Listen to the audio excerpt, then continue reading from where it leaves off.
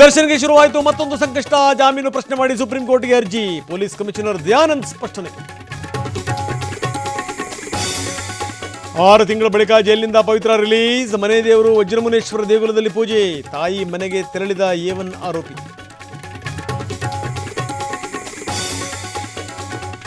ನಗುಮುಖದಲ್ಲೇ ಜೈಲಿನಿಂದ ಹೊರಗಡೆ ಬಂದ ಪವಿತ್ರ. ದರ್ಶನ್ ಹೆಸರಲ್ಲಿ ತಾಯಿ ಮಗಳ ಅರ್ಚನೆ. ಕುಂಬಳಕಾಯಿ ಏಡುಗಾಯಿ ಹೊಡೆದು ದೃಷ್ಟಿ ನಿವಾರಣೆ. ಡಿ ಗ್ಯಾಂಗ್ನ ಮತ್ತೊಬ್ಬ ಆರೋಪಿ ರಿಲೀಸ್. ಅನುಕುಮಾರ್ ಜಗದೀಶ್ಗೆ ಇನ್ನೂ ಸಿಗದ ಶ್ಯೂರಿಟಿ. ಪುತ್ರನ ಪರಿಸ್ಥಿತಿ ಕಂಡು ತಾಯಿ ಕಣ್ಣೀರು. ಒಂದು ರಾಷ್ಟ್ರ ಒಂದು ಚುನಾವಣೆ ವಿಧೇಯಕ ಮಂಡನೆ. ಲೋಕಸಭೆಯಲ್ಲಿ ಕಾಂಗ್ರೆಸ್ ಎಸ್ಪಿ ಸೇರಿದಂತೆ ವಿಪಕ್ಷಗಳ ವಿರೋಧ. ಜಂಟಿ ಸದನ ಸಮಿತಿಗೆ ನೀಡೋ ಸಾಧ್ಯತೆ.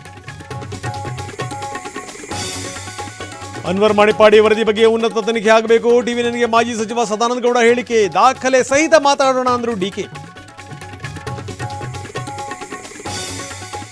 ಬಾಣಂತಿಯರ ಸಾವಿನ ಬಗ್ಗೆ ಆರೋಗ್ಯ ಸಚಿವರ ಉತ್ತರ. ಕ್ವಾಲಿಟಿ ಕಾಂಪ್ರಮೈಸ್ ಆಗ್ತಾ ಇದೆ ಎಂದ ದಿನೇಶ್ ಗುಂಡೂರಾವ್. ಫಾರ್ಮಾ ಕಂಪನಿಗಳಿಗೆ ರಕ್ಷಣೆ ಅಂತ ಆರೋಪ.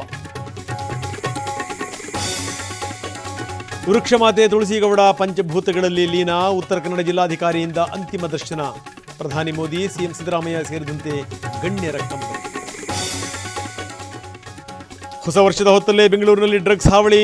ಆಹಾರ ಧಾನ್ಯಗಳ ಪೊಟ್ಟಣದಲ್ಲೂ ಮಾದಕ ವಸ್ತು. 24 ಕೋಟಿ ಮೌಲ್ಯದ ಡ್ರಗ್ಸ್ ಜಪ್ತಿ.